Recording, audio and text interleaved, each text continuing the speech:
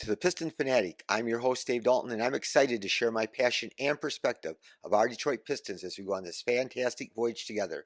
I've been a diehard Piston fan since the days of Dave Bing and Bob Lanier.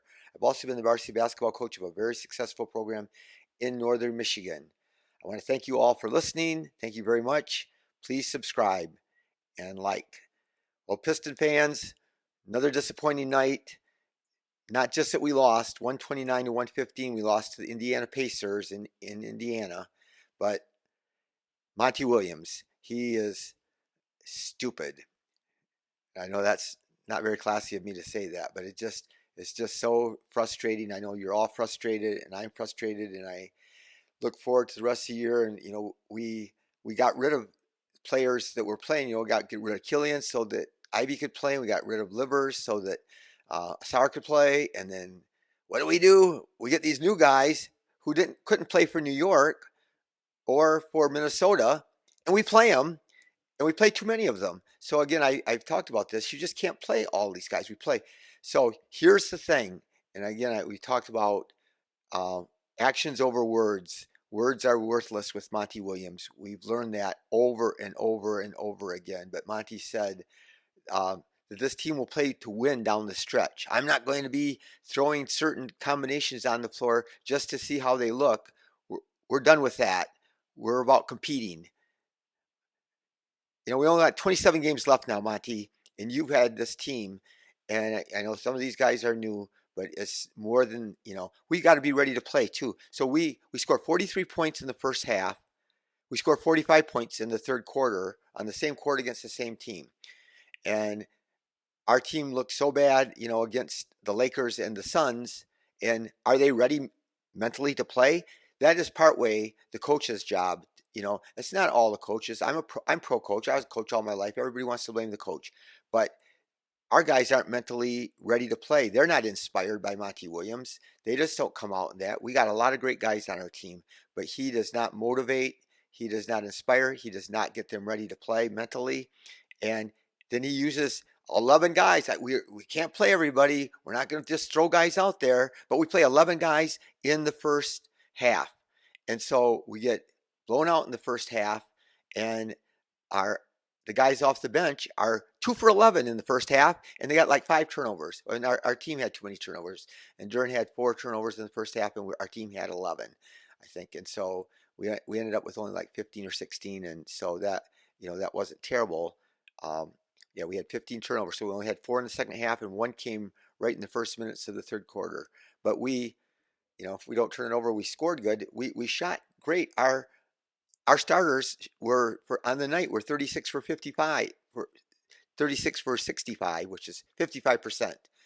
And they shot great, but again, Pacers have a poor defense, and they are a great offense, so they score on everybody, and they certainly scored on us. But I don't know even what to say. I can't say that this is what we have to do, because I know that Monty's not going to do it, and I know that my listeners, I know that you guys all know, everybody knows what needs to be done. And I mean, we might differ on this player or that player, but we know that we can't just play all these guys and these random guys. And so, like Sasser, he's not been consistent. He's had great games or bad games, it seems like, but he only played 10 minutes tonight. He was 3 for 6 and 2 for 2 on threes.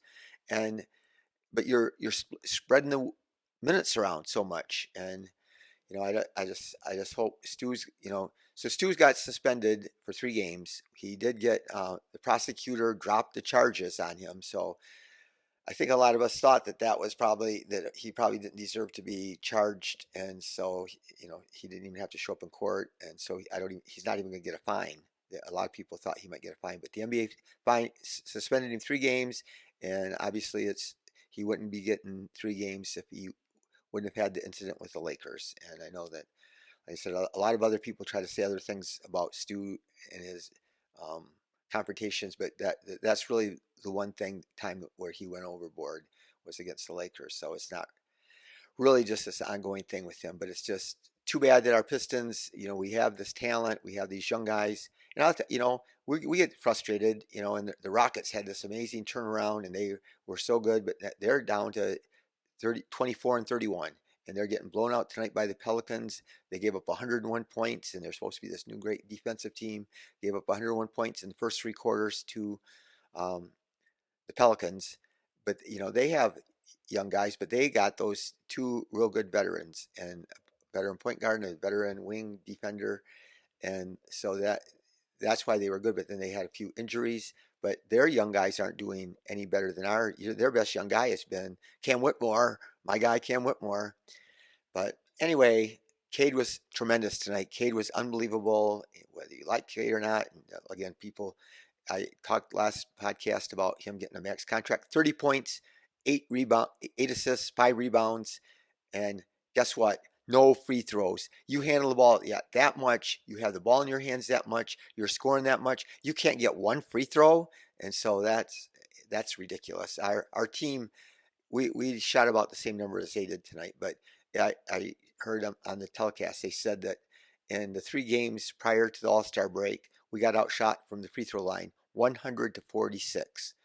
So that's just the way things are for the Pistons.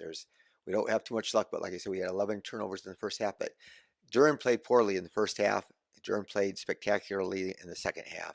Ausar was a monster, and I just wish he could even shoot a free throw. I just watched him play some tonight, and he missed his free throw too. But Ausar was magnificent. He when he guarded Siakam, if you were watching the game, Siakam couldn't get past him. Siakam tried. Siakam can go by people. Siakam can drive it to the hoop, but not around Ausar. And Ausar contested the shot really well. He did make a tough jumper on Ausar, but Ausar blocked some shots. He had, I think, 3 blocks and 2 steals, and he shot well. And did you see that turnaround fadeaway jumper at the end of the shot clock?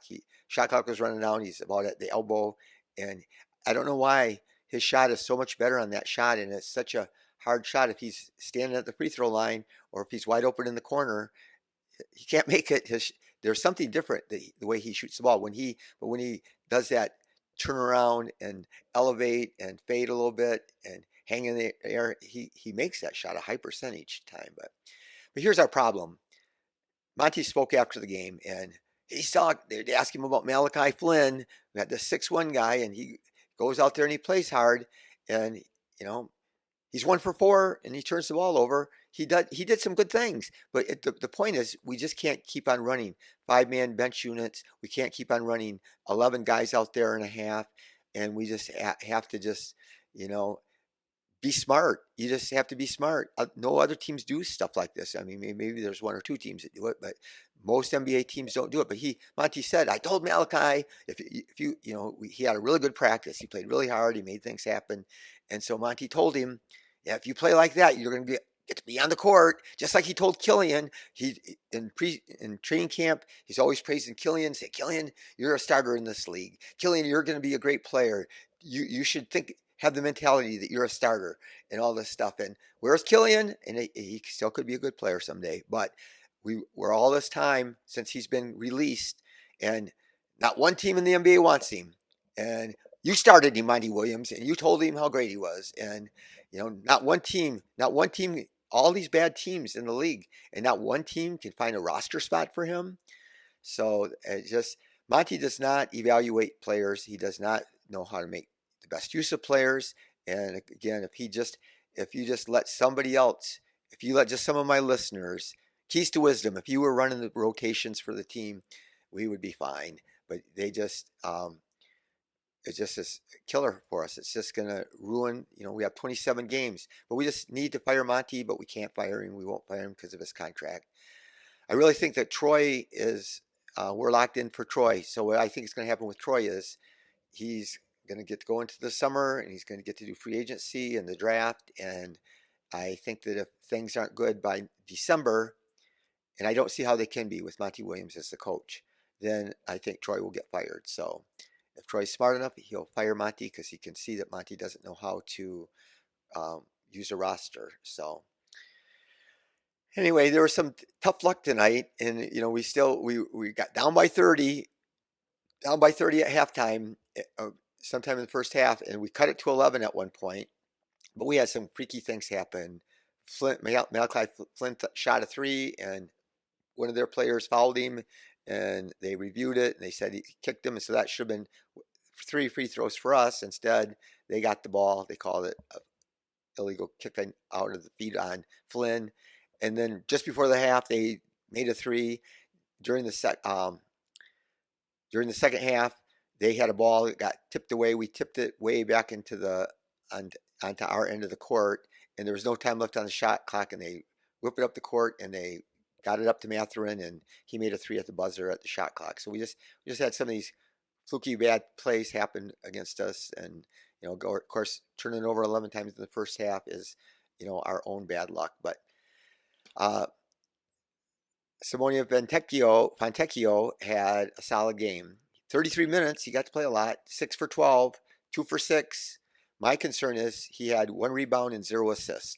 And so you play 33 minutes and you have 1 rebound and 0 assists, and you didn't quite really even notice hardly that he was out there. I still say we play him. We play him 33 minutes. I'm fine with that. He was -3.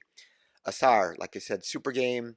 He shot 2 threes, but he was 5 for 35 minutes, which I like. He just does so many things for you. At 5 for 10 shooting, but he's 0 for 2 on threes. Again, I'm going to keep on saying it. I don't want him to shoot threes. I want him just to drive it to the basket and make something happen, make him guard you. Because he 1 for 4 on free throws. And so that's a concern. He had all that practice time at Overtime Elite, and they had all this best training and stuff, and then he's working. He's diligent. He works hard on his shot, and there again, his left hand is on the back of the ball and on top of the ball, and until he changes that, I don't see how he can ever be a consistent shooter. But 7 rebounds, 5 assists, 2 steals, 3 blocks. That is called stuffing the stat sheet, and he had a great game, and he was -7. But Duren, again, terrible first half. He didn't shoot a good percentage, but second half he got dunks, he got drives. He had a great drive and dunk at the end of the shot clock once in the first half, but he made 4 turnovers trying to do too much in the first half. So he didn't make any turnovers in the second half, but he was 1 for 1 on free throws, like I said, 7 for 11 shooting, 13 rebounds, 2 assists, and 15 points, and he was a -3. Then Cade Parker Cunningham, 30 minutes. So he played 5 minutes less than Ausar. He played less than Fontecchio. Maybe they're trying to manage his minutes a little bit, but he was 13 for 21, and which is phenomenal, and 4 for 9 on threes, and 0 for 0 on free throws, 5 rebounds, 8 assists, 3 turnovers. 3 turnovers is not a bad game for 8 assists and taking 21 shots and scoring 30 points. But here's the thing: one of my listeners, and I invite everybody to their own opinion. You have your opinion, I have mine. And so I like reading other people's opinions, and we sometimes, most of the time we agree, a lot, sometimes once in a while we'll disagree. But somebody pointed out until Cade wins, he doesn't deserve that max extension, rookie extension. Well, I just don't know what is Houston going to do with Jalen Green. He's gotten worse every year. But here's my thing. So you're saying Victor Wembanyama, you're not going to give him a rookie max extension? Think about that. There's no way you're not giving him the rookie max extension. Those guys are losing just as much as we are, and they're losing. Their point differential is worse than ours, and so you know it's about your team. Like I said, the Rockets were winning; they were over 500. Now they've lost they've only won 3 of their last and lost 8 of their last 11. So they're struggling, and those guys, they got those young players that aren't playing as well, especially because some of their veterans that were real key players got hurt. So anyway, Jaden Ivey, 32 minutes, hardly touched the ball. He did get 11 shots, but it is wrong how few times he touched the ball. So his dad came on a podcast, and you can probably find it. I was going to write it down, but his dad talked a lot about. He said Jaden has never been mad at the coach. I think he's been disappointed, but he's never shown it. He's never said anything. He's just kept on going out there and played. He said he wants to be in Detroit. He loves Detroit. This is where he belongs, and he likes Coach Monty, and they're getting along good. But there's just got to be more touches. And Cade did try to push it up there a couple times to him, and then Ivy got it back to him for a wide open 3 once. But he's too good. He had 14 points, +6. So Cade was +10, Ivy was +6. Everybody else on the team was minus. And um, Fournier, I think, was -16, but for some reason I didn't write his down. But anyway, Troy Brown Jr., again, looks like a decent player, but how can we find out? And especially, we got Stu coming back, but even more, I hope Saturday. I'm going to be at the game. I hope Quentin Grimes is playing because I can't wait to see him play for the Pistons. But again, we just need to cut down our rotation. So, but Brown, 13 minutes, 1 for 4, 0 for 2 on threes, 2 rebounds, 2 assists, 1 turnover, -11, 2 points. Wiseman, 18 minutes, 2 for 3, but he was 2 for 5 on free throws, which is terrible. Our team was 9 for 18. That's terrible. 50% on free throws. They were 16 for 19, 84%. So that was a big difference in the game. And along with our first half turnovers, and along with how bad our bench played in the first half, but these guys can't play and get in a rhythm. They're all wanting to get out there and show Monty that they can score, show what they can do. So he's 1 for 4 and has a turnover. Wiseman, though, was 2 for 3. He had 5 rebounds in 18 minutes only, 2 assists, 1 block, but he challenged a lot of shots and he changed the trajectory of some shots. Even he contested one, got way up on the block, and the guy threw it just over his fingertips, and it went in. But um, Evan Fournier, and he can shoot. He can shoot. He was 3 for 4, but he had the highest minus on the team. I think it was -16. Again, I forgot to write it down. But he was 3 for 4 on threes, and he strung some in a row, and it looked good. He had 4 rebounds, and he had a turnover and 0 assists. Shake Milton, again, probably an okay player, but you just can't play them all. 10 minutes, 1 for 2, 0 for 1 on threes, 2 points, -12. Sasser, like I said, I already said his stats, I think, but he's 3 for 6, only 10 minutes, 2 for 2. So you can't play him and Malachi Flynn. So think about it, Monty. You're playing Sasser 10 minutes and you're playing Malachi Flynn. Um, and I didn't write it down. I think you played Flynn more minutes than you played Sasser. And Sasser shot way better. So anyway, it's gonna just drive me crazy. And then another thing that happened in the game that's crazy is TJ McConnell. He's made 3 threes all year. He goes 2 for 2 on threes against us, and he scores in 18 minutes. He has like 16 points. So Halliburton spoke out. Halliburton said he was the one team that didn't draft him, so he slid down to like 11th. I wanted him so bad. I have text messages before we made our pick with the 7th pick, where we picked Killian Hayes. I have a text message to my granddaughter and my son-in-law saying said, "Who do you want?" And I said, "Therese Halliburton." He shot over 50% on twos in college. He shot over 40% on threes. He shot over 90% on free throws. He had like a 6-to-1 assist to turnover ratio, and we drafted Killian Hayes. And a lot of people are saying that they wanted. They're upset that we didn't take Halliburton, but they didn't say it before we picked him. That's the one thing that everybody in hindsight, everybody's right, and I'm not certainly right about everybody. I think that we should pick. So we signed Stanley Amude to a standard 2-year contract, and I like Stanley. Stanley plays hard. He didn't get to play tonight, but we're playing. Monty just plays guys because he like respects them, or they've been veterans, or I can't even explain it why he didn't play Moody, but we signed him to a 2-year contract. So, and then the other guy he played in the Ivy League. Can't I don't know if he played for Yale or Princeton now. I can't remember, but he's a good player. But his name starts with an E, EVB, long name, but he got a 2-way deal. And welcome back, Buddy Boeheim. Buddy's back. We signed him to I've never heard of a 2-way contract for 2 years, but he's playing good in the G League. He's averaging 16 a game, and he's shooting 44% on threes. So I'm gonna just go back to some people are talking about the Pelicans. They're just not quite getting over the hump, and they got a high payroll, and they got a lot of talent. They got a lot of good players, but so they're talking about maybe they're going to have to trade Zion or Brandon Ingram. And so a lot of Piston fans want Brandon Ingram, including me. I would love to have Brandon Ingram. He is only 26 years old. I love that. That's a great age, to fit with our team. He's young enough to fit in with our team, and so he's not going to just fall off fast. And he is great. And he's 6'8". So he's averaging 21 points a game, 5 rebounds, and this is what was really impressive to me: 5.8 assists. So I'll take that guy on my team any day. Shooting 49%, and he can make tough shots. So there's some guys that can make open shots. There's some guys that can make tough shots. He's so long and tall, and he extends his arms high on his release, shooting 49% from two overall and 36% on threes and 79% from the free throw line. But here's the problem: we trade for him. They're going to want somebody.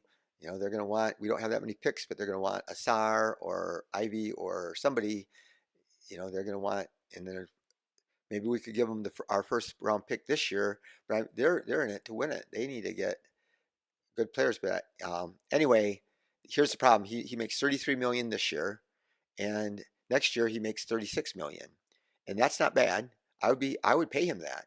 But the problem is, after that, he's a free agent, and is he going to sign with us? We have a lot of money that we could probably give him. We'll have enough money to give him, but um, yeah, you couldn't count on it to trade for him to get him for 1 year. If we traded for him this summer, I think that would be a mistake unless we did a sign and trade and they did the extension and stuff. So that's a concern. But anyway, listen to this lineup. Think about this little fantasy team: Brandon Ingram, D'Angelo Russell, Alonzo Ball, healthy. Alonzo was balling, man, with Chicago before he got injured, and sadly, it looks like his career could be over. But Julius Randle, Josh Hart, is that a young? Those guys are right in their prime right now, but those guys were all on the Lakers. The Lakers drafted all those guys, and they kind of gave up on them. So that's a lesson to be learned maybe for the Pistons. Who knows? Just wanted to talk about the All-Star game real quick again. I talked a little bit about it, but the highlight of it by far for everybody was Steph versus Sabrina, and they put on a great show and they shot really well, and it just was fun to watch.